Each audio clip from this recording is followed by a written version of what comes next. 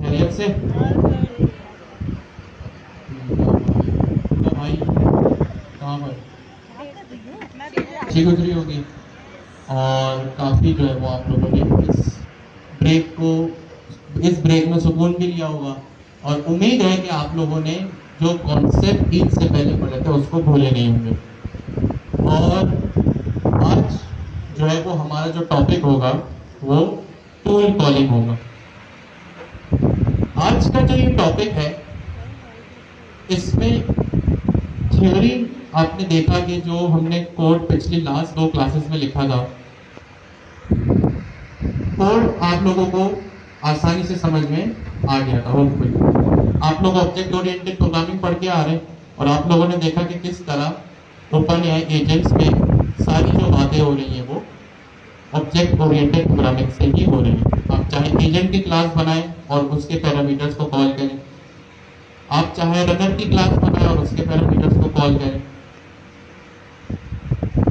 आप चाहे तो आज टूल कॉलिंग को देखें। हर चीज़ यहाँ पे ऑब्जेक्ट ओरिएंटेड प्रोग्रामिंग ही हो रही है। तो कॉन्सेप्ट अब चाहे वो ऑब्जेक्ट ओरिएंटेड प्रोग्रामिंग के हो या फिर जो है वो ओपन एआई एजेंट्स एसडीके के हो। ओपन एआई एजेंट्स एसडीके पूरा का पूरा जो है वो कॉन्सेप्चुअल बेस्ड है। कोडिंग आपने देखा, क्लास है, क्लास में चीज़ें कॉल हो रही हैं, ये तो काम आप कर चुके हैं और आगे भी यही करना है। अब उसके साथ साथ ओपन एआई एजेंट्स एसडीके के अपने भी कॉन्सेप्ट हैं कि भाई एजेंट क्या होता है, रनर क्या होता है, किस तरह लार्ज लैंग्वेज मॉडल पे आपकी जो है वो रिक्वेस्ट जाती है, किस तरह वो आपको रिस्पॉन्स रिटर्न करता है। तो ये सारी चीज़ें जो है वो आज आपने देखी है और आज मजीद हम ओपन एआई एजेंट्स एसडीके के कॉन्सेप्ट को देखेंगे। आज का जो हमारा टॉपिक है वो है टूल कॉलिंग। ठीक है, आज का हमारा टॉपिक है टूल कॉलिंग। सबसे पहले हम अपना प्रॉब्लम समझेंगे और हम ये देखेंगे कि हम सॉल्व क्या करने जा रहे हैं।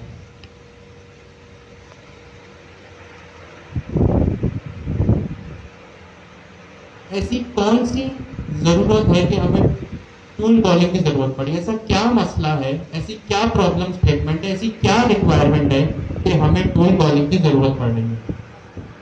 ठीक है, तो सब जो इसका सल्यूशन है, जो टूल कॉलिंग का सल्यूशन है वो ऑलरेडी आप लोगों को पता है, इम्प्लीमेंट कर चुके हैं। अब इम्प्लीमेंटेशन आप लोगों के लिए आसान है, कॉन्सेप्ट आपको अपना दिमाग खोल के, दिमाग को हाजिर रख के, सारे आगे पीछे के काम छोड़ के अपने कॉन्सेप्ट पे ध्यान देना। ठीक हो गया जी। टूल कॉलिंग हमारा टॉपिक है, तो हम इस टॉपिक को शुरू करें। हम पिछली 2 क्लास से भी डिस्कशन कर रहे हैं कि एजेंट आप क्रिएट करते हैं और एजेंट रिक्वेस्ट कहाँ लेके जाता है, एलएलएम पे। कहाँ लेके जाता है, आपके एलएलएम पे, लार्ज लैंग्वेज मॉडल पे। लार्ज लैंग्वेज मॉडल क्या होता है? लार्ज लैंग्वेज मॉडल आपके एप्लीकेशन का दिमाग है, ब्रेन है। क्यों ब्रेन है? क्योंकि वो millions and billions of parameters of data के ऊपर ट्रेन हुआ है। Millions and billions of parameters of data के ऊपर ट्रेन हुआ।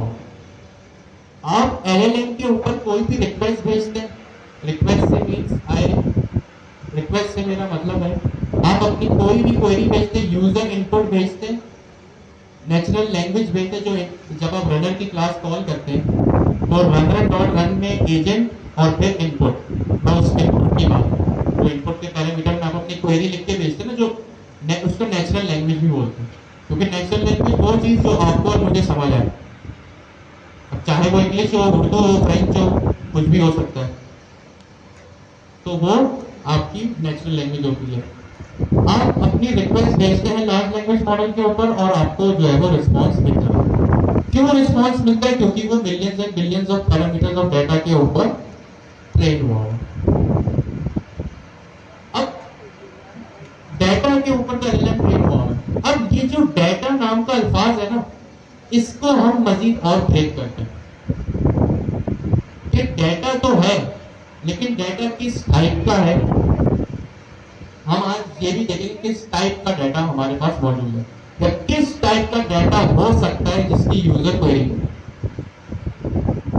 ठीक है, ये जो हम पिछले 2-3 क्लासेस से डिस्कस कर रहे हैं ना कि डाटा के ऊपर ट्रेन हुआ है, बहुत सारे डाटा के ऊपर ट्रेन हुआ है। अब हम ये डिस्कस करते हैं कि जिस डाटा के ऊपर ट्रेन हुआ है वो किस टाइप का डाटा है। डाटा को हम और छोटे चंक में ब्रेक करते हैं तो हमें समझ आएगा कि टूल कॉलिंग हम क्यों यूज कर रहे हैं। हम टूल कॉलिंग तक पहुंच जाएंगे। ठीक है, सबसे पहले मैं यहाँ एक चीज लिखता हूँ कि भाई आपको पता है कि डाटा के ऊपर आपका जो एलएलएम है वो काफी वैरायटी ऑफ डाटा के ऊपर ट्रेन हुआ है। मैंने यहाँ लिख दिया टाइप्स ऑफ डाटा।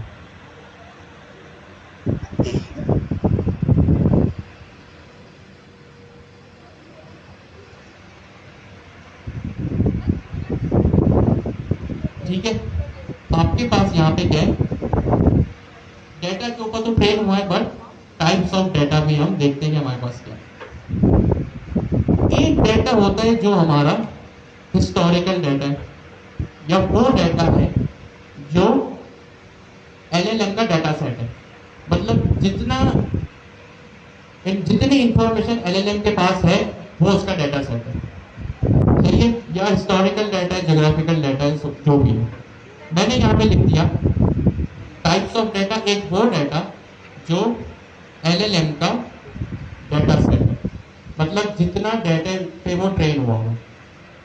और ये बात भी हमने डिस्कस की थी कि एलएलएम जब ट्रेन होता है तो उसके पास रियल टाइम डाटा नहीं होता। यानी जैसे आज जून 2025 है तो बहुत ज्यादा चांसेस है कि आप, और होता भी यही है कि आपका जो लार्ज लैंग्वेज मॉडल है वो आज यानी 2025 जून तक ट्रेन नहीं हुआ होगा।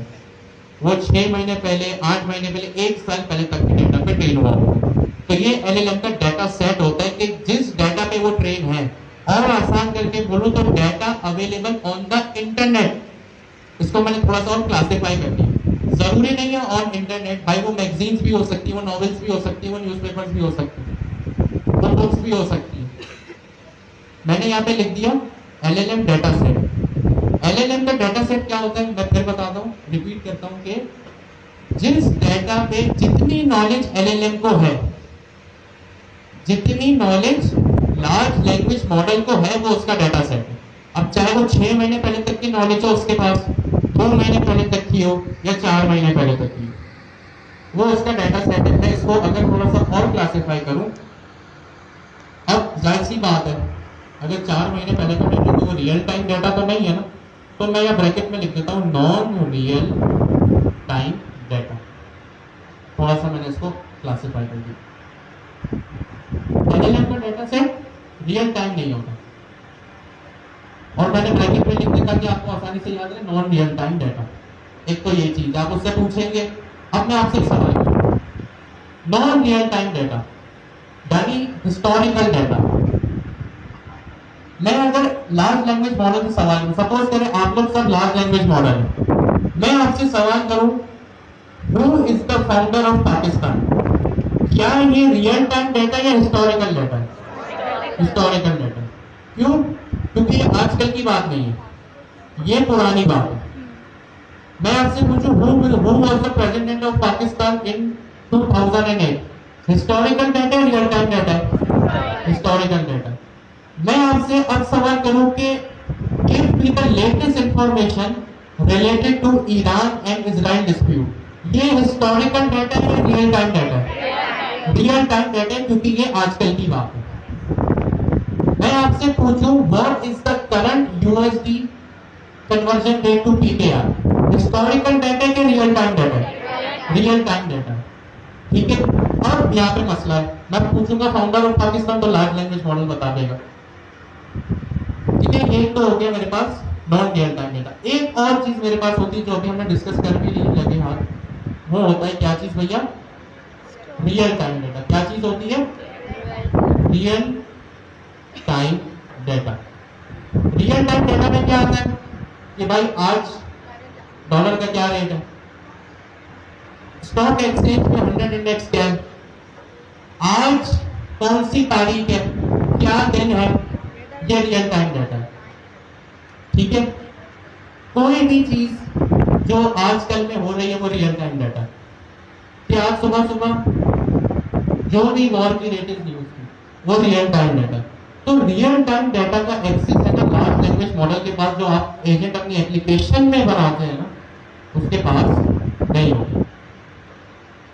अब मैंने आपको एग्जांपल दी थी कि भाई करेंसी रेट या डिजिटल करेंसी रेट, आज की date 100 index of stock exchange, आज जो भी न्यूज है, वेदर है, ये सब क्या चीज है? Real time data. फिर एक और किस्म का डाटा होता है जो कि होता है आपका पर्सनलाइज्ड डाटा। क्या चीज होती है भाई? आपका पर्सनलाइज्ड डाटा। अब ये पर्सनलाइज्ड डाटा से क्या मुराद है भाई? यानी वो डाटा जो आपका अपना पर्सनल है। अब वो पर्सनल डाटा कुछ भी हो सकता है, चाहे आपकी अपनी ऑर्गेनाइजेशन का डाटाबेस हो, तो वो डाटा तो लार्ज लैंग्वेज मॉडल के पास नहीं होगा।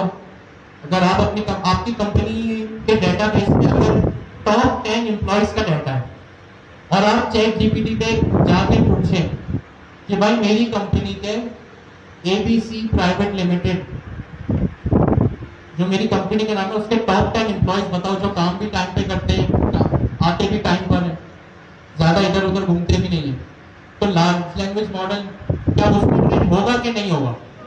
नहीं होगा। क्यों? क्योंकि वो आपका अपना पर्सनलाइज्ड डाटा है।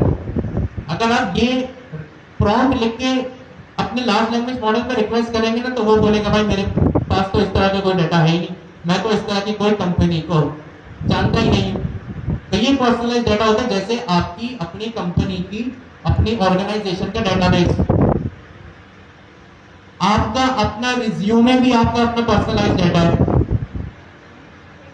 आप अपने रिज्यूमे में सपोज करें वो रखा हुआ है कहीं पे, आपके पास नॉर्मल पीडीएफ है अपने पास रखी हुई, आपका पर्सनल डाटा है ना, जिसमें आपकी बातें हो रही है, आपको इतना एक्सपीरियंस है, आपको ये है वो है, ये आपका नाम है, ये आपकी ये आपका ईमेल एड्रेस है, इतना आपको इस फील्ड में एक्सपीरियंस है।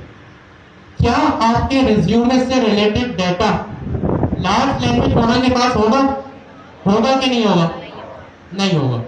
तो ये मसला है। अब आपके जो लार्ज लैंग्वेज मॉडल के पास जो डाटा होता है ना, वो वही होता है जिस डाटा सेट पे वो ट्रेन हुआ। बात खत्म, ठीक है। और ये भी समझ आ गया real time data, personalised data. जैसे आपका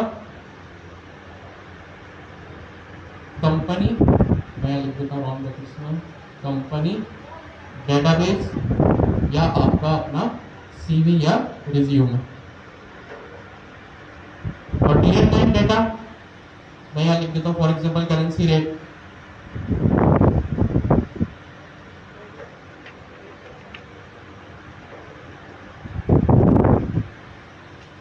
डेट, करंट डेट लिख देता हूँ। और क्या हो सकता है भाई? वेदर। ये डाटा जो आता है आपका रियल टाइम डाटा में आता है।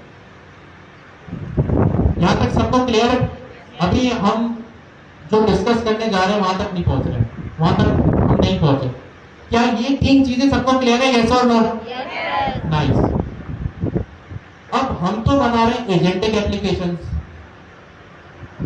हम तो क्या बना रहे हैं? Agentic applications. अपने पर्सनलाइज्ड डाटा में हमारा कुछ भी हो सकता है। हो सकता है हमारी जीमेल में जो जीमेल का जो हमारा मेल बॉक्स है, उसमें जो इतने सारे मेल्स हैं, जितनी सारी ईमेल जाएंगे, वो भी हमारा पर्सनलाइज्ड डाटा है। कुछ भी हो सकता है। वो डाटा जो आपसे रिलेटेड है वो पर्सनलाइज्ड है। जो रियल टाइम डाटा है वो करेंसी रेट वगैरह वगैरह। अब हम तो बना रहे हैं एजेंटिक एप्लीकेशन, ठीक है। एजेंटिक एप्लीकेशन हमने बना दी। यूजर का अगर कोई प्रॉम्प्ट आया, उस पर अगर वो एलएलएम ट्रेन हुआ है हिस्टोरिकल डाटा में, तो ठीक है, काम सही चल रहा है। लेकिन अगर आपका कोई क्लाइंट आता है, वो कुछ आपसे ऐसा सवाल करता है या आपसे कहते हैं कि भाई एक ऐसी एप्लीकेशन बना दो जो फाइनेंस एप्लीकेशन हो मेरी, मतलब जिसमें या इन्वेस्टमेंट प्लानिंग एप्लीकेशन हो, फाइनेंस से रिलेटेड कोई एप्लीकेशन हो, रिस्क मैनेजमेंट हो,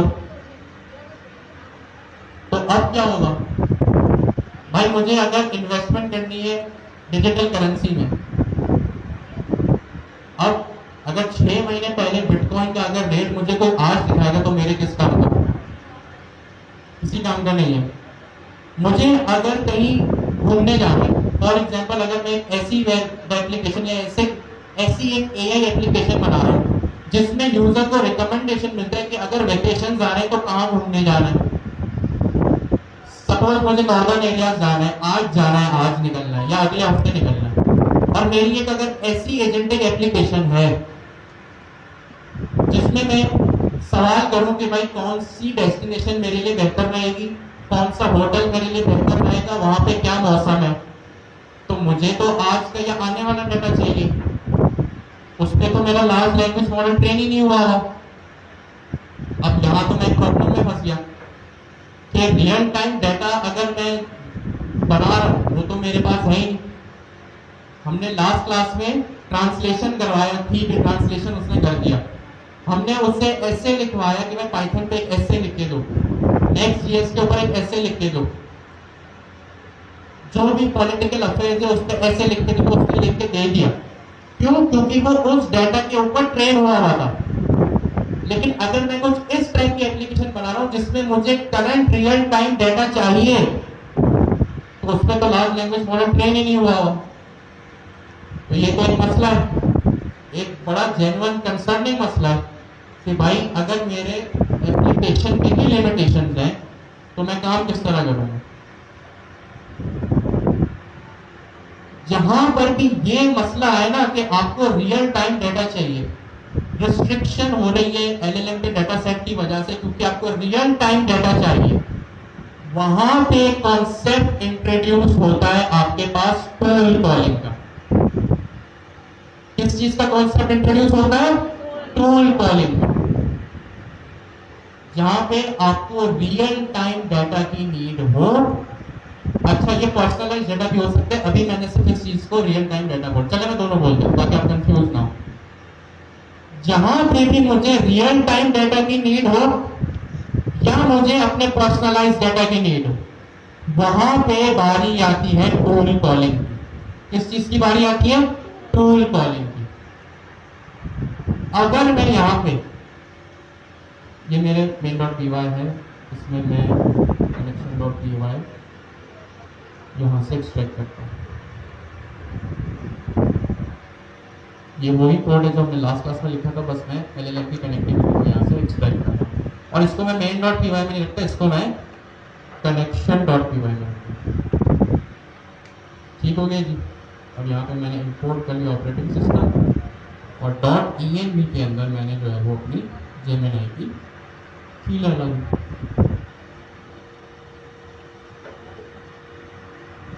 ठीक हो गया। कनेक्शन.py में क्या मसला आ रहा है? एसिंक ओपन है from agents and packages, async open है कंप्लीशन वाइल और रन कॉन्फ़िगरेशन। ठीक हो गया जी। अभी हमारी कनेक्टिविटी का वही पर्पस है, एसिंक ओपन है की लाइब्रेरी। अभी हम एक ही चीज यूज कर रहे हैं। आप चाहे तो लाइट एलएलएम भी यूज कर सकते हैं, आप चाहे तो ये तरीका भी यूज कर सकते हैं, आप चाहे तो ओपन राउटर को भी यूज कर सकते हैं, वो आपकी मर्जी है। कनेक्शन.py आ गया। यहाँ पे अब मैं क्या करता हूँ, from agents import agent runner. ठीक हो गया। फ्रॉम कनेक्शन, ये कनेक्शन की वही फाइल है जो अभी मैंने यहाँ पे क्रिएट की है। From connection import config. यहाँ पे सबसे पहले मैंने अपना एजेंट बना लिया। ये वही काम है जो हम लास्ट क्लास में कर चुके। मैंने यहाँ पे लिख दिया for example currency rate name. दूसरा पैरामीटर क्या आता है एजेंट की क्लास में? रूल्स आता है। सिर्फ 4 लोग हैं इस क्लास में। इंस्ट्रक्शन, और इंस्ट्रक्शन का पर्पस क्या है?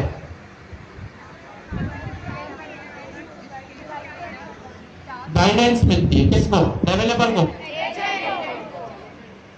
एजेंट को। ठीक है, एजेंट को यहाँ पे इंस्ट्रक्शन मिलेगी। जो भी मैं इंस्ट्रक्शन में पास करूंगा वो मेरा सिस्टम कौन कह सकता हूं मैं?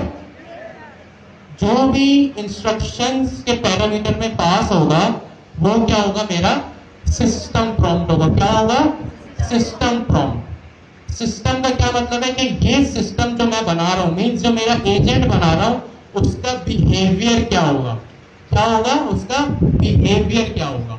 तो इंस्ट्रक्शंस एक बड़ा इंपॉर्टेंट रोल प्ले करेगा मेरे इस एजेंट की क्लास में। मैं यहाँ पे जो भी लिखूंगा इट मीन्स वो मेरे एजेंट का बिहेवियर हो जाएगा। ठीक है, जैसे हमने लास्ट क्लास में लिखा था ना, you are a translator agent या you are a writer agent, तो यहाँ पे वही काम है। मैंने लिख दिया you are an helpful assistant, your task is to help user with its queries. अभी मैंने यहाँ पे क्या किया, एक सिंपल सा एक प्रॉम्प्ट लिखा, बिल्कुल सिंपल सा, नथिंग फैंसी। यहाँ मैं चाहूँ ना, अच्छा जरूरी नहीं है एक दो लाइन का ही प्रॉम्प्ट हो, या आप चाहे 10-20 लाइन का जितना भी रिफाइन करके एग्जाम्पल के साथ प्रॉम्प्ट लिखना चाहे आप लिख सकते हैं।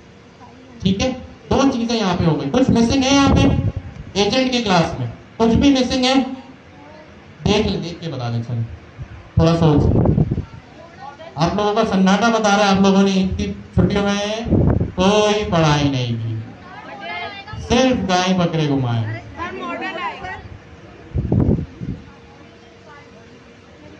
और बारबेक्यू की रनर की क्लास अभी यहाँ पे मिसिंग है।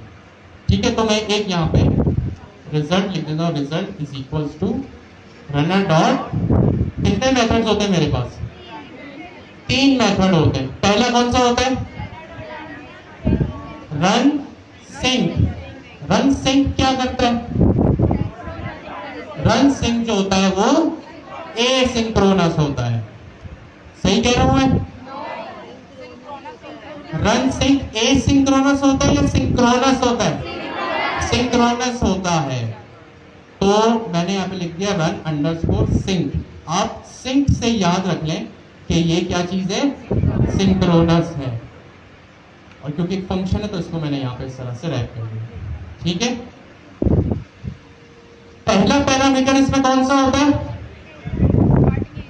Starting agent. पहला पैरामीटर कौन सा होता है, स्टार्टिंग एजेंट। स्टार्टिंग एजेंट मेरा क्या है, ये सिंपल एजेंट, मैंने यहाँ पे एजेंट लिख दिया। कॉमा दूसरा पैरामीटर क्या होता है, इनपुट। इनपुट यानी मेरी यूजर की क्वेरी, यानी मेरा प्रॉम्प्ट, यानी नेचुरल लैंग्वेज जो यूजर पास करेगा।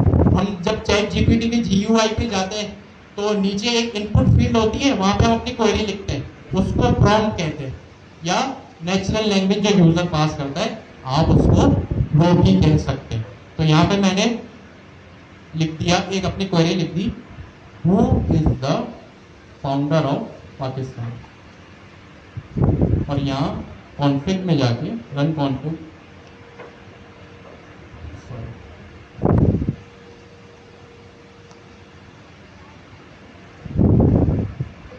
Run conflict is equals to conflict. ये कॉन्फ्लिक्ट क्या वेरिएबल है, ये कॉन्फ्लिक्ट मेरा वो वेरिएबल है जो मेरे पास ऊपर कनेक्शन की फाइल से आ रहा है। कनेक्शन की फाइल में कॉन्फ्लिक्ट में क्या चीज है, ये चीज।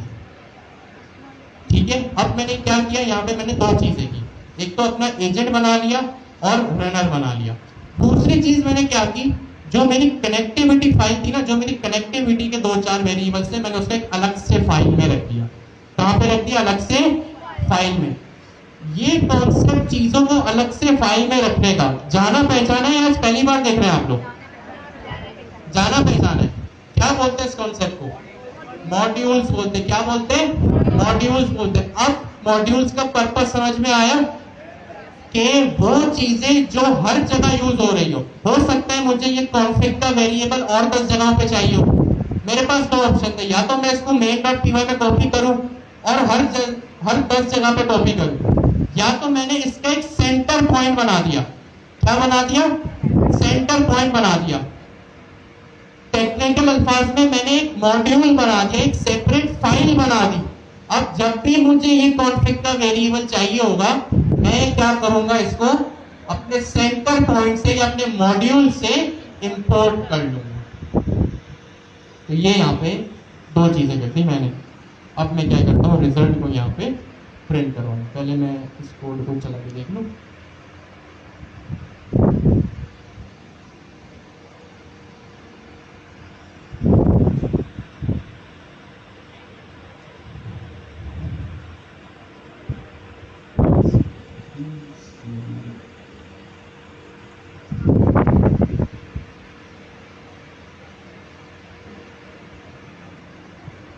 अच्छा जी, एक बात जो कोड इनिशिएट करने से पहले मैं बता दूं कि आप लोगों के सामने अभी क्लास शुरू होने से पहले मैंने यहाँ पे फोल्डर बनाया था .venv के नाम पर। ये क्या चीज होती है? Virtual environment. आप जब भी कोई अब एक नया प्रोजेक्ट बनाएंगे, फोल्डर बनाएंगे, तो एक वर्चुअल एनवायरनमेंट लाजमी बनाएंगे। ठीक है, सबसे पहले वर्चुअल एनवायरनमेंट बनता है, उसके बाद आप अपने पैकेजेस को इंस्टॉल करें। वर्चुअल एनवायरनमेंट में जो पैकेजेस होते हैं वो आपके ग्लोबल सिस्टम से आइसोलेट होते हैं। क्या होते हैं? आइसोलेट होते हैं, मतलब वो आपस में एक दूसरे को नहीं जानते। तो पहले वर्चुअल एनवायरनमेंट लाजमी बनेगा और उसके बाद जो है वो आपके पैकेजेस इंस्टॉल होंगे, उसके बाद आप अपना काम शुरू करेंगे। सही है? तो ये सीन है। और वर्चुअल एनवायरनमेंट मैंने एक्टिव भी कर दिया है। मैं दोबारा यहाँ पे इस टर्मिनल मैंने अभी ओपन किया है ना। मुझे किस तरह पता चलेगा कि मेरा वर्चुअल एनवायरनमेंट एक्टिव है कि नहीं? कोई एक हैंड रेस करके बता सकता है? जी आप बताएं। कहाँ पे स्टार्टिंग? सही है, राइट। कहाँ पे आ जाता है? राइट से पहले। मुझे एक इनपुट, अब आप लोग बताएं, मुझे एक इनपुट यहाँ से ये मिला है कि जो मेरा ये डेस्टिनेशन लिखी हुई है ना यहाँ पे, इसके पहले राउंड ब्रैकेट्स में मेरे फोल्डर का नाम आ जाएगा। अगर ये एक्टिव होता तो यहाँ मैं एक्टिव करूंगा। तो सही है कि गलत है? सही है। ठीक है, अब मैं इसको एक्टिव कर लेता हूँ। एक्टिव करने के लिए मेरे पास ये यूवी डॉक्यूमेंटेशन पे कमांड लिखी हुई, इसको मैंने पेस्ट किया और मेरे पास ये चीज एक्टिव हो गई। ठीक है, क्लास 03 नाम का मैंने फोल्डर बनाया। यूवी को यूज करके मैंने वर्चुअल एनवायरनमेंट बनाया, जो कि वर्चुअल एनवायरनमेंट भी बनाता है, पैकेज मैनेजमेंट भी करता है और मेरी फाइल को भी रन करेगा। अब यूवी से फाइल कैसे रन होती है? आप लोग पहले कैसे करते थे? पाइथन, और जो भी फाइल का नाम था हमारे केस में main.py, आप लोग यही काम करते थे, पाइथन लिखते थे main.py। अब क्योंकि आप लोग यूवी को यूज कर रहे हैं तो आप लोग पाइथन नहीं लिखेंगे, आप लोग लिखेंगे यूवी रन। क्या लिखेंगे? UV run. जैसे npm रन लिखते थे ना नेक्स्ट.js में, इस तरह यहाँ पे यूवी रन लिखेंगे, यूवी रन main.py। एंटर किया मैंने, एपीआई की आ गई।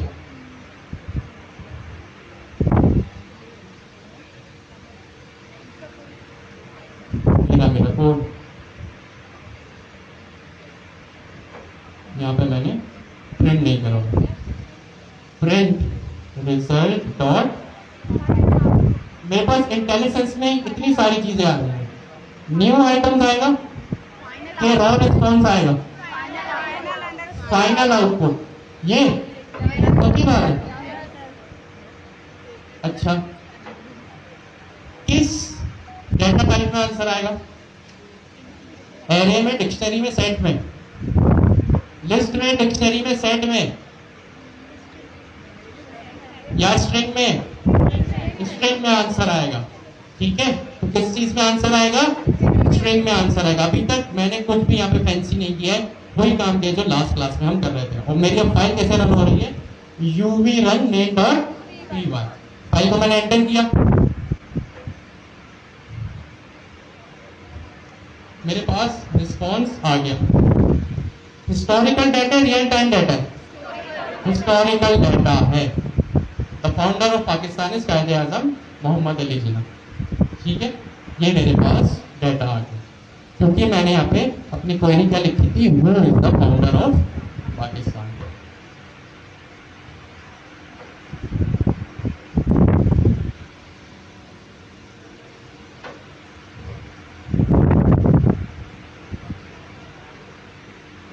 मैंने यहाँ पे लिखा, अब मैं अपनी एक और क्वेरी लिखता हूँ, फाइनल आउटपुट कहाँ से आया? What is the current USD to PKR, what is the conversion rate of USD to PKR?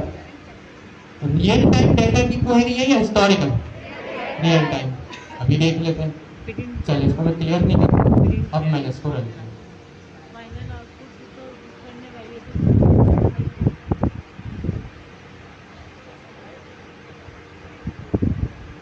Response तो इसने मुझे करा, अब रिस्पॉन्स पढ़े क्या है? as of December 2nd 2023 as an अब रिस्पॉन्स आपने पढ़ लिया, सुकून से पढ़ लिया और अपने आप को जवाब दे कि क्या अगर आज 22 जून 2025 को मुझे डॉलर का रेट चाहिए तो क्या ये वैल्यूएबल है?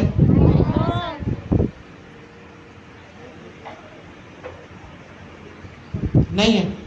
मतलब जब तक ये ट्रेन हुआ है ना, वो डाटा इसने मुझे दे दिया। अभी तो इसने मुझे डाटा लाके भी दे दिया, ठीक है। कभी कभी ये सॉरी भी बोल दे कि ये मेरे बस की बात नहीं है, सही है। अब ये डाटा मेरे काम का नहीं है, क्यों? क्योंकि आज 22 जून 2025 में मैं 2 दिसंबर के डॉलर का रेट क्या करूंगा?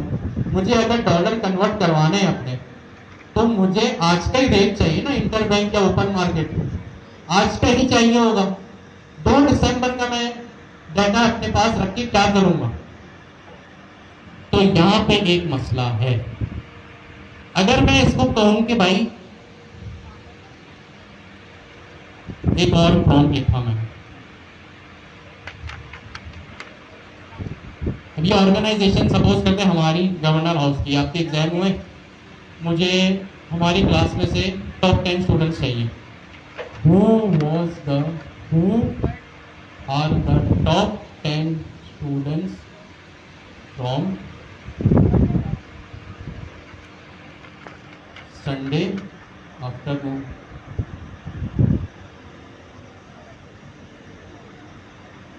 Achieve A grade।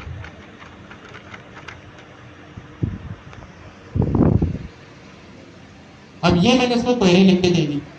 अब ये पिछली क्वेरी होती जो रियल टाइम डाटा था, ये वो क्वेरी है जो मेरी ऑर्गेनाइजेशन का डाटा है कि भाई संडे आफ्टरनून में से वो स्टूडेंट्स मुझे सर्च करके दो जिन्होंने A ग्रेड अचीव किया है। इसका भी रिस्पॉन्स लेके देख लेते हैं। ये API की में यहां से हटा, क्या लिख के दिया इसने? I am sorry, I can not provide you with the latest top 10 students from A grade Sunday afternoon, privacy concern, जो भी इसने अपनी बात करी थी। एक इंपॉर्टेंट बात जो इसने यहाँ पे की वो ये पढ़े, lack of access of data. I do not have the access of schools or educational institute of students record. कि भाई अगर अपनी ऑर्गेनाइजेशन का डाटा मांगोगे इस सूरत में, या पिछले केस में डॉलर का रेट मांगोगे, पाकिस्तान स्टॉक एक्सचेंज का 100 इंडेक्स मांगोगे, तो मेरे पास उसका एक्सेस नहीं है। प्रॉब्लम अभी हमने जो भी डिस्कस किया, और इसका सोल्यूशन है टूल कॉलिंग। अभी टूल कॉलिंग क्या होता है, कैसे होगा, वो हम डिस्कस करेंगे। अभी जितना हमने डिस्कस किया ना, आपके पास 1 मिनट है, इसको जेन्युइनली अपने बराबर वाले से डिस्कस करें। अगर ये प्रॉब्लम समझ आएगा तो ही आगे की चीज समझ आएगी, वरना आप लोग यहीं पे बच जाएंगे। वो किस टाइप का होता है, सारी बातें बंद, सारा फोकस यहाँ पे। अच्छा जी, तो हमने अभी क्या देखा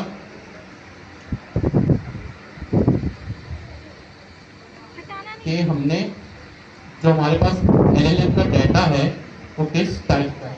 एक तो वो डाटा है जो डाटा सेट LLM का खुद है, एक वो चीज़ है जो रियल टाइम डाटा है, एक पर्सनलाइज्ड है। LLM के पास जो डाटा सेट है उसमें वो जो पाकिस्तान का फाउंडर है उस पर ट्रेन हुआ था, तो उसने उसका आंसर ला के हमें दे दिया। रियल टाइम डाटा हमने उससे डॉलर का रेट मांगा, उसने इररिलेवेंट डाटा हमें पास कर दिया। फिर हमने उसको कहा कि भाई टॉप 10 स्टूडेंट्स के नाम निकाल के दो जिन्होंने ए ग्रेड अचीव किया है, उसने वो भी जो है वो उस क्वेरी से डिनाई कर। अब हमारे पास यहाँ पे एक प्रॉब्लम आ गई कि हमारे एलएलएम के पास दो तरह का जो डाटा है वो नहीं होता है, एक रियल टाइम और दूसरा पर्सनलाइज्ड डाटा। ये प्रॉब्लम समझ में आ गया, ये सिनेरियो समझ में आ गया, ये इसमें कोई कंफ्यूजन है?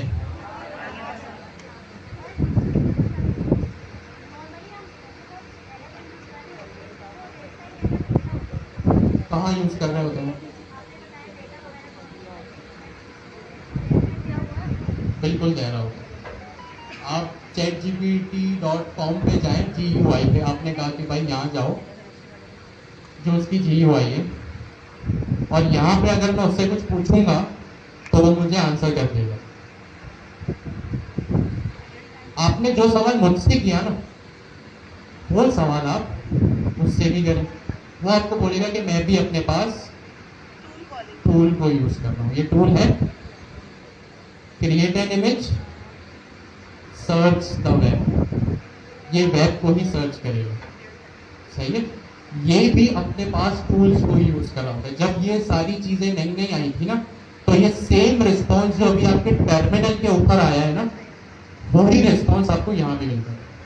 अच्छा, सवाल मैं रिपीट कर देता हूँ। अभी एक सवाल मेरे पास ये आया कि जब हम chatgpt.com या किसी भी लार्ज लैंग्वेज मॉडल की GUI पे जाते हैं तो वो तो हमें रियल टाइम डाटा दे देता है। वो भी जो आपको डाटा देता है वो टूल को यूज करके वही देता है। आप यहाँ देख रहे हैं टूल्स का मेरे पास एक ऑप्शन है,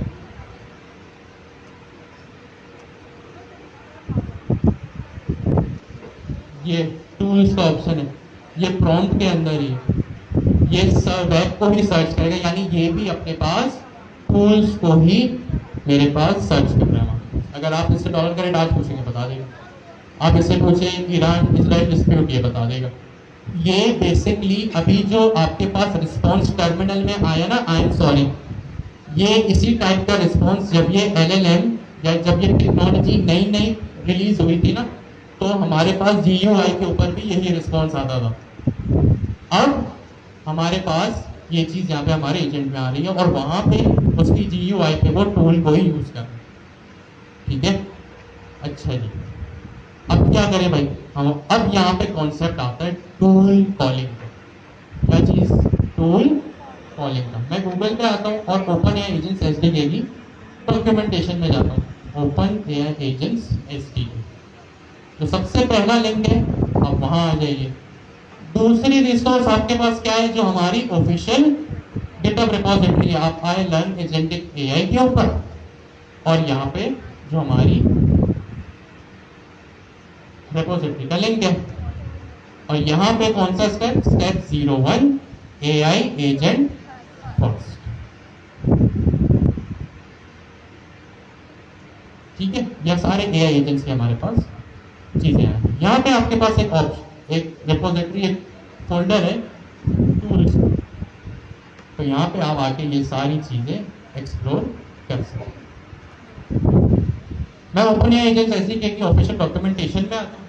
ये जो लेफ्ट साइड पे साइड बार है, इस पे आप थोड़ा फोकस करें, थोड़ा सा स्क्रॉल करें, और यहाँ पे आपके पास एक कॉन्सेप्ट होगा टूल्स, ठीक है। ये वही टूल्स है जो अभी हम स्टडी कर रहे हैं, ठीक है। यहाँ पे हम आ गए। अब जहाँ मैं फंस गया, मेरा लार्ज लैंग्वेज मॉडल फंस गया, रियल टाइम डाटा नहीं है, वो आ जाएगा कहाँ पे? मेरे टूल्स के कॉन्सेप्ट के ऊपर, ठीक हो गया। अब मेरे पास यहाँ पे टूल 3 तरह के, कितने तरह के? 3 तरह के। एक होस्टेड टूल है, एक फंक्शन कॉलिंग है, एक एजेंट सेस टूल। हम अभी जो पढ़ेंगे वो पढ़ेंगे फंक्शन कॉलिंग। क्या पढ़ेंगे? Function calling. होस्टेड टूल्स और एजेंट्स एज टूल्स के भी अपने अपने कॉन्सेप्ट हैं, लेकिन एजेंट्स एज टूल्स और होस्टेड टूल को यूज करने की एक शर्त है, एक कंडीशन है। वो कंडीशन, वो शर्त क्या है कि अगर आपको होस्टेड टूल्स यूज करने या एजेंट्स एज टूल यूज करने, तो आपके पास ओपन एआई की API की होनी चाहिए। इसको आप फ्री में जेमिनी के साथ, क्लाउड के साथ, डीप सीक के साथ यूज नहीं कर सकते। आपको होस्टेड टूल्स और एजेंट्स एज टूल्स के लिए क्या करना पड़ेगा? ओपन एआई की सीक्रेट की एक्वायर करनी पड़ेगी, जो कि $5 के पॉपअप के साथ आ जाती है। अच्छा, ऐसा क्यों? क्योंकि जो होस्टेड टूल है ना, होस्टेड का क्या मतलब है? कहीं ना कहीं वो होस्ट हो रहे हैं। अब ये कहाँ होस्ट हो रहे? ओपन एआई के सर्वर के ऊपर। अब जाहिर सी बात है, ओपन एआई का अगर सर्वर चाहिए, अगर उस तक पहुंचने की रसाई चाहिए, तो उसके लिए पैसे जमा कराने पड़ेंगे ना, उसका एक्सेस चाहिए, पैसे जमा कराने पड़ेंगे। तो हम ओपन होस्टेड टूल्स और एजेंट्स टूल्स के लिए हमारे पास ओपन एआई की होना जरूरी है। हम पढ़ेंगे फंक्शन कॉलिंग। फंक्शन कॉलिंग मैंने कहा था आपको एक सेंटेंस शुरू में कि जो इम्प्लीमेंटेशन है ना, वो ऑलरेडी आप लोगों ने की हुई है। कैसे करती भाई? फंक्शन कॉलिंग मतलब these allows you to use any Python function as tools। आपने पाइथन में फंक्शन बनाए? यस और नो? ये सिंपल आपके पाइथन के फंक्शंस होते हैं। हम करेंगे टूल कॉल, और टूल कॉल में करेंगे यूज अपना फंक्शन। फंक्शन क्या होता है? जो सिंपल पाइथन फंक्शन होता है, डेफ की कीवर्ड के साथ जो आप क्रिएट करते हैं, उसको आप यूज करेंगे एज अ टूल। हमारे पास 3 किस्म के टूल है: होस्टेड टूल, फंक्शन टूल और एजेंट्स एज टूल। होस्टेड और एजेंट्स एज टूल के लिए जरूरी आपके पास ओपन एआई की हो। क्यों? क्योंकि वो ओपन एआई के सर्वर के ऊपर रन होते हैं। फंक्शन कॉलिंग क्या होता है? हमारे सिंपल पाइथन फंक्शन। क्या होता है? सिंपल पाइथन फंक्शन, जिसमें या तो एक लाइन की स्ट्रिंग भी रिटर्न हो सकती है, या लंबी चौड़ी एपीआई की लॉजिक भी लिखी हो सकती है। ठीक है? किसी को कोई सवाल है यहाँ तक? पक्की बात है? अच्छा, होस्टेड टूल्स होते क्या है? इसका मतलब ये हम डिस्कस नहीं कर सकते। Open AI offers a few built in tools. खत्म। ये जो होस्टेड टूल्स होते हैं ना, जो ओपन एआई के सर्वर के ऊपर ही चलते हैं, ये ओपन एआई वालों ने खुद हमें बनाकर दे दी। अब वो क्या होता है? Web search tool. क्या? इंटरनेट को सर्च कर। आपने अभी देखा ना, लार्ज लैंग्वेज मॉडल इंटरनेट के ऊपर करंट रियल टाइम डाटा को नहीं ला सकता, तो कहते हैं मेरे पास एक वेब सर्च टूल है, उसको यूज कर लो। फाइल सर्च टूल, मैंने अभी अपने रिज्यूमे की, आपके रिज्यूमे की बात की, आप अपने फाइल सर्च टूल में अपना रिज्यूमे अटैच कर दो, तो आपके पास फाइल सर्च टूल काम आ जाएगा। Computer tool. कंप्यूटर टूल का क्या मतलब है? कि ये आपके अपने लैपटॉप को, जिस पे आप काम कर रहे हैं ना, जो ये रखा हुआ है, इसको भी एक्सेस कर सकता है। और मजीद कुछ टूल्स हैं यहाँ। ठीक है? हम ये सेम काम अभी, क्योंकि हमारे पास फ्री एपीआई की है, तो हम इसको फंक्शन कॉलिंग के साथ कर लें। ठीक है? और फिर एक चीज क्या होती है? Agents as tool. Agents as tool का क्या मतलब है? इस सिर्फ लेबल को पढ़ के कुछ समझ आ रहा है? As a tool.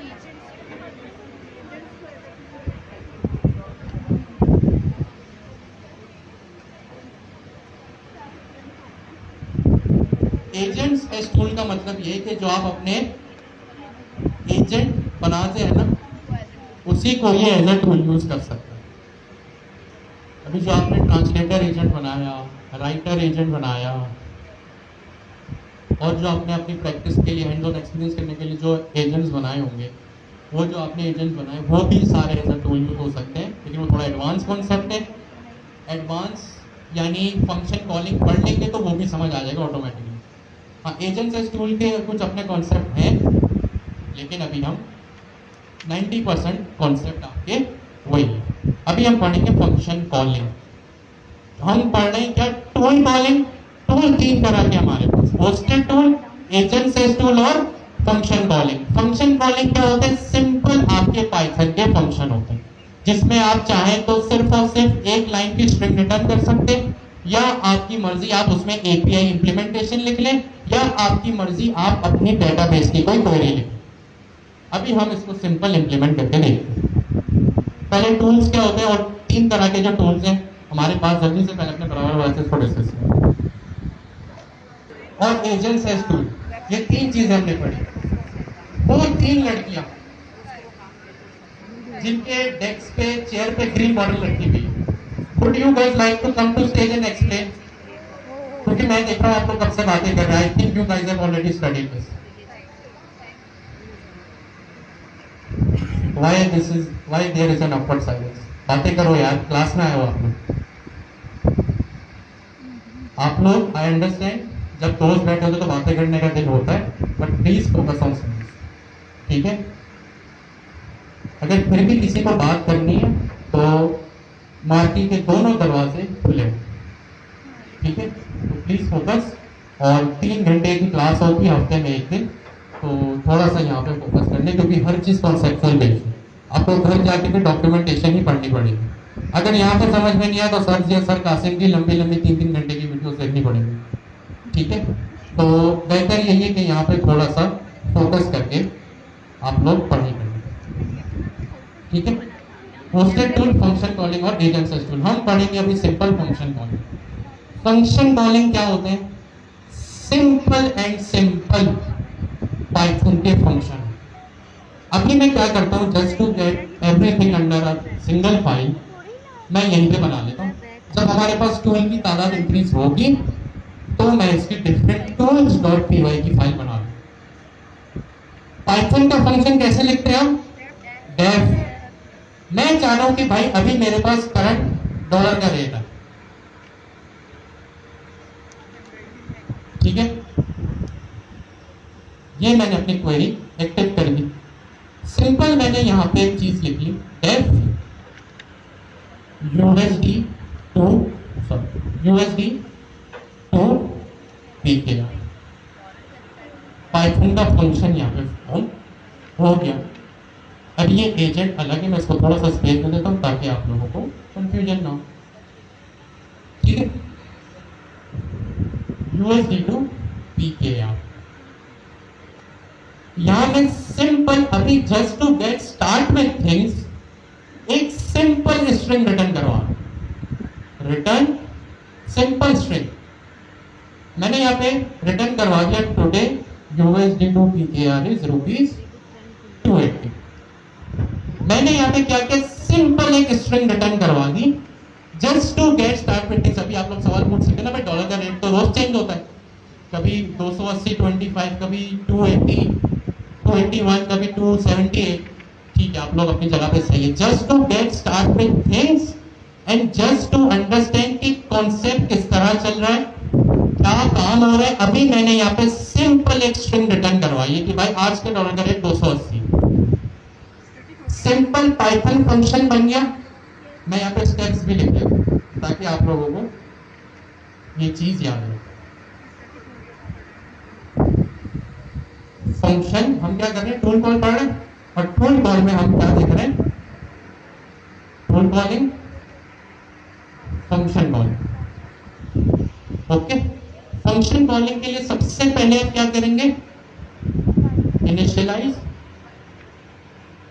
Python function. Python function def के कीवर्ड के साथ आपने नाम लिखा, पाइथन फंक्शन बन। दूसरी चीज, अभी जो भी आपने इंप्लीमेंटेशन की, ऑफ कोर्स मैंने यहाँ सिंपल एक लाइन की स्ट्रिंग रिटर्न करवा दी। अभी काम पूरा नहीं हुआ, अभी 2-3 स्टेप और मजीद लगेंगे, सही है? मैं डॉक्यूमेंटेशन में से आता हूँ। डॉक्यूमेंटेशन को देखने की आप में हैबिट होनी चाहिए। होस्टेड टूल्स हम नहीं कर रहे, स्क्रॉल मैंने किया, मैं आगे फंक्शन टूल, या लिखा हुआ भी है, you can use any Python function as tool. अपने पाइथन फंक्शन को ही टूल बना दो। The agent SDK will set up tool automatically, यानी बिहाइंड द सीन से खुद काम कर लेगा। और यहाँ पे कुछ इसके डिस्क्रिप्शन लिखे हो, आगे चलते लिखते हैं। अब यहाँ पे कुछ छोटा सा कोड स्निपेट भी लिखा हुआ है। सबसे पहली चीज क्या है, आपने यहाँ पे एजेंट देख लिया। एक यहाँ पे डेकोरेटर है आपके पास, फंक्शन अंडरस्कोर टूल का। क्या चीज है यहाँ पे? Function underscore tool. ये कहां से इंपोर्ट हो रहा है? एजेंट की लाइब्रेरी से। कहां से इंपोर्ट हो रहा है? एजेंट्स की लाइब्रेरी से। क्या इंपोर्ट हो रहा है? दो चीजें यहाँ पे, एक तो फंक्शन टूल की क्लास है और फंक्शन अंडरस्कोर टूल का फंक्शन है। अच्छा, कैसे पता चलेगा कि ये क्लास है और ये फंक्शन है? सॉरी, एग्जैक्टली, फर्स्ट लेटर इसका कैपिटल है और ये पास्कल के इसमें लिखा हुआ है।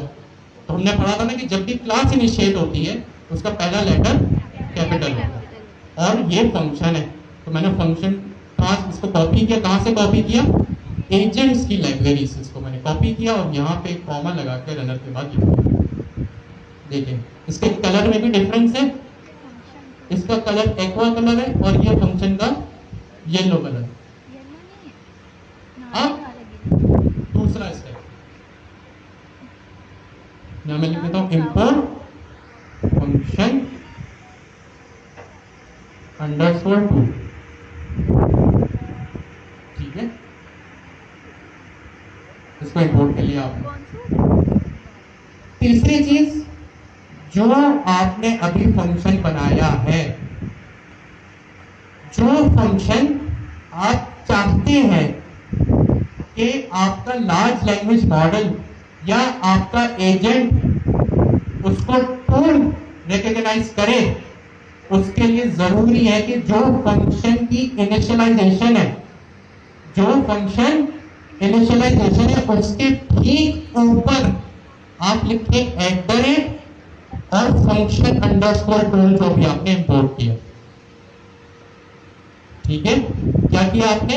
@ का साइन लगाया और फंक्शन अंडरस्कोर टूल आपने जो इंपोर्ट किया था एजेंट्स की लाइब्रेरी में से, उसको यहाँ पे आपने लिख दिया। इसका क्या मतलब है? उस सिंटेक्स को क्या कहते हैं? इसको कहते हैं डेकोरेटर। क्या कहते हैं? डेकोरेटर। इस डेकोरेटर का पर्पस क्या होता है? जब भी डेकोरेटर के नीचे कोई भी फंक्शन लिखा जाता है ना, जैसे मैंने इस तरह ये लिखा, अच्छा एक डेकोरेटर होगा, उसके नीचे एक फंक्शन होगा।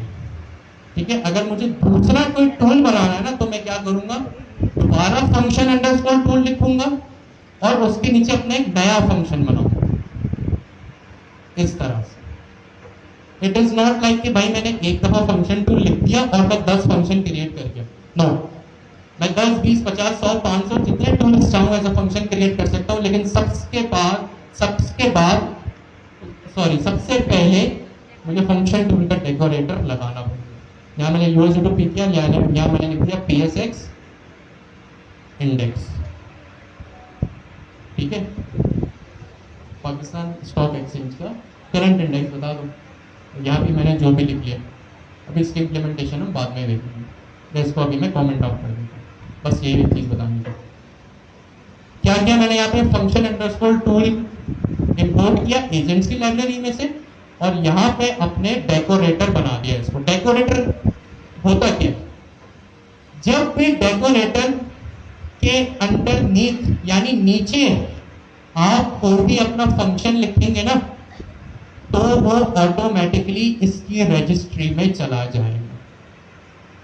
ठीक है, वो क्या करेगा? ऑटोमेटिकली इसकी रजिस्ट्री में चला जाएगा। अब जब ये कोड एग्जीक्यूट होगा ना, तो क्या होगा? इसको फ्रेमवर्क आपके इस कोड को किस तरह ट्रीट करेगा? ये कोड चला, ओपन एजेंट्स एसडीके के पास गया, उसने सबसे पहले आपकी यूजर की क्वेरी देखी। अब गौर से सुनेगा ये कोड किस तरह चल रहा है। सबसे पहले यूजर की क्वेरी जाती है एलएलएम के पास। सबसे पहले क्या होता है? यूजर की क्वेरी जाती है लार्ज लैंग्वेज मॉडल एलएलएम के पास। एलएलएम इस क्वेरी को एनालाइज करेगा। एलएलएम क्या करेगा? इस क्वेरी को एनालाइज करेगा और फिर ये अपने आप से सवाल करेगा कि क्या मेरे पास इस क्वेरी को सॉल्व करने की खुद से सलाहियत है। एलएलएम खुद अपने आप को जवाब देगा। कि क्या इस क्वेरी को, क्या ये जो क्वेरीज लिखी हुई है, क्या इनको सॉल्व करने की सलाहियत मेरे पास है। मैंने उसको बोला फाउंडर ऑफ पाकिस्तान, एलएलएम ने खुद एनालाइज किया इस क्वेरी को, जवाब वो दे सकता था, उसने जवाब दे दिया कायदे आजम। मैंने उसको पूछा आज के डॉलर का रेट, उसने एनालाइज किया। लार्ज लैंग्वेज मॉडल को खुद भी यह बात पता है कि मेरे पास रियल टाइम डेटा नहीं होता, फिर वो चेक करेगा। अभी उसने थोड़ी देर पहले क्या जवाब दिया था, इररिलेवेंट जवाब दिया था। दिसंबर 2023 का अजीबोगरीब जवाब ले आया वो। मैंने उसको पूछा टॉप 10 स्टूडेंट्स, जवाब ही नहीं दिया उसने। अब जब एलएलएम, ये कोड सिनेरियो फ्लो समझना जरूरी है। जो मैं कहता हूं ना कॉन्सेप्चुअल बेस्ड है, वो यही कॉन्सेप्ट है। क्वेरी गई यूजर की एलएलएम के पास, रिक्वेस्ट गई, एलएलएम ने एनालाइज किया, सलाहियत थी जवाब देने की, फाउंडर ऑफ पाकिस्तान को जवाब दे दिया, लेकिन कन्वर्जन रेट के डॉलर का, बिटकॉइन का, टॉप 10 स्टूडेंट्स का कोई जवाब नहीं था। तो अब एलएलएम ने रियलाइज कर लिया कि भाई मेरे पास तो तरीका ही नहीं है। अब लार्ज लैंग्वेज मॉडल या फ्रेमवर्क ये चेक करेगा कि क्या मेरे पास कोई ऐसा टूल है, क्या मेरे पास कोई ऐसा टूल है जिससे मैं यूजर की क्वेरी का जवाब दे सकूं। अगर उसको ये टूल मिल जाता है, अगर उसको ये टूल मिल जाता है, कैसे मिलेगा, फंक्शन अंडरस्कोर टूल डेकोरेटर से उसको पता चलेगा कि भाई ये फंक्शन मेरे लिए बनाया गया है। तो अब लार्ज लैंग्वेज मॉडल इस चीज को, अब आपकी क्वेरी का जो जवाब है इस टूल से देगा। आपने यहाँ पे इनिशियलाइज पाइथन फंक्शन किया, इंपोर्ट फंक्शन टूल किया, play right function underscore tool above the declared function. ठीक है, जो आपने खुद फंक्शन बनाया ना, उससे पहले ये टूल लगा दो।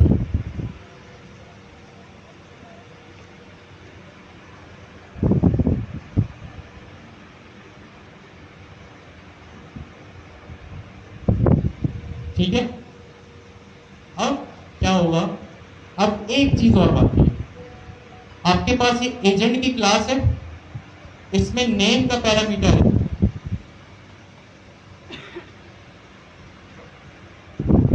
ठीक है, इसमें क्या है, नेम का पैरामीटर है और इंस्ट्रक्शंस का पैरामीटर है। एक और पैरामीटर होता है हमारे पास, जो कि जिसका नाम क्या होता है, टूल्स। मॉडल नहीं होता, मॉडल डिफाइन करने के लिए लिखते हैं ना, टूल्स नाम का आपके पास एक पैरामीटर होता है। ठीक है, और ये टूल्स की टाइप क्या होती है, इज इक्वल्स टू लिस्ट। क्या टाइप होती है, लिस्ट। अब लिस्ट में आप क्या करेंगे, लिस्ट का क्या मतलब है, एरे। एरे में कितनी वैल्यूज आती है, मल्टीपल वैल्यूज आती है। इसका मतलब ये है कि आप यहाँ पे मल्टीपल टूल्स एक एजेंट पे डिफाइन कर सकते हैं। आपने यहाँ लिखा टूल्स और यहाँ पे अपने फंक्शन का नाम USD2PKR लिख दिया। ठीक है, अब आपका लार्ज लैंग्वेज मॉडल क्या करेगा, जो मैंने अभी इतनी स्टोरी सुनाई, थ्योरी बताई, वो एनालाइज करेगा आपकी क्वेरी को। आपकी क्वेरी का अगर जवाब देने की सलाहियत नहीं है उसके पास, तो वो इस टूल लिस्ट ऑफ टूल्स में जाके देखेगा। अब USD2PKR का जवाब आपके पास यहाँ पे आ जाएगा। ठीक है, अब आप एक काम करें, इस कोड को देखें, अपने पास इम्प्लीमेंट करें, कोई सवाल है तो पूछें। मीनवाइल आप ये भी काम करें, 3:19 हो रहे, 3:30 तक 11 मिनट है आपके पास, आप ब्रेक करें, बल्कि 3:20 हो गए, हम 3:30 बजे एग्जैक्ट दोबारा शुरू।